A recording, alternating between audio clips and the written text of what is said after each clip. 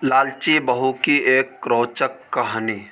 Part 1। एक बार की बात है, एक छोटे से शहर में एक परिवार रहता था जिसमें रमेश और उसकी मां बेहद खुशी से जीवन व्यतीत कर रहे थे। रमेश ऑटो चलाता था और उससे जो भी आमदनी होती थी, माँ बेटा खुशी खुशी उससे गुजारा करते थे। एक दिन उसकी मौसी रमेश के घर आई। उसने रमेश की माँ से रमेश की शादी के बारे में बात की, जिसे सुनकर माँ बहुत खुश हो गई। अब रमेश के लिए एक अच्छी लड़की की तलाश शुरू होती है। कुछ ही दिनों में रमेश की मौसी को रूपा नाम की एक लड़की मिली, जो देखने में बेहद खूबसूरत थी। रमेश को भी रूपा बहुत पसंद आई और दोनों ने शादी कर ली। शादी के बाद कुछ दिन बेहद खुशी से बीते, लेकिन रमेश और उसकी माँ को रूपा के बारे में ये नहीं पता था कि रूपा कितनी लालची लड़की है।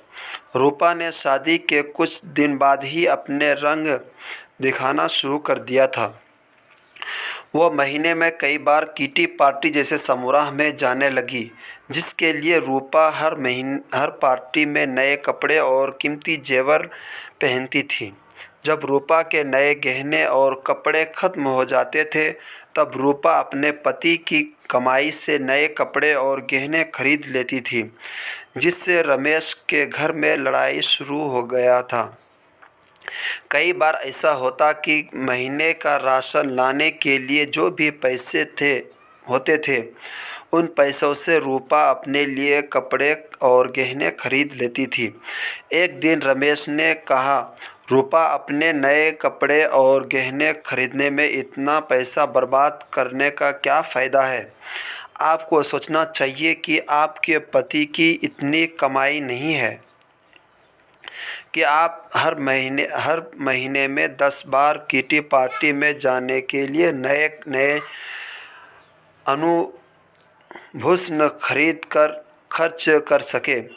ये सुनकर रूपा गुस्से से लाल हो गई और रमेश से कहने लगी, तुम हमेशा मुझसे कहते रहते हो, कभी भी तुम ज़्यादा कमाने के बारे में नहीं सोचते।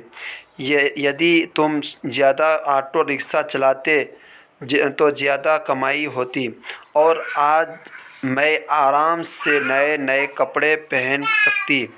ये कहकर रूपा अपनी सास के पास जाती है और कहती है, माँ जी, जो गहने आपके पास है मुझे दे दो, मैं इससे पहनकर पार्टी में जाऊंगी।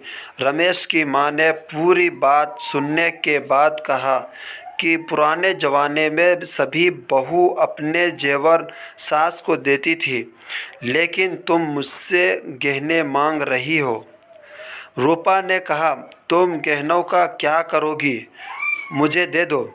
अंत में रमेश की माँ ने भी अपने सारे गहने रूपा को दे दिए और रूपा उन गहनों को पहनकर किटी पार्टी में चली गई। इधर रूपा के जाने के कुछ ही देर बाद ही घर में रमेश की मौसी आ गई। उसने रमेश की माँ से रूपा के बारे में पूछा तो माँ ने रूपा के बारे में सारी बातें बताई। ये सुनकर मौसी ने रूपा को सबक सिखाने की सोची। इसी तरह वीडियो देखने के लिए हमारे चैनल को सब्सक्राइब करें, लाइक करें, शेयर करें, कमेंट करें।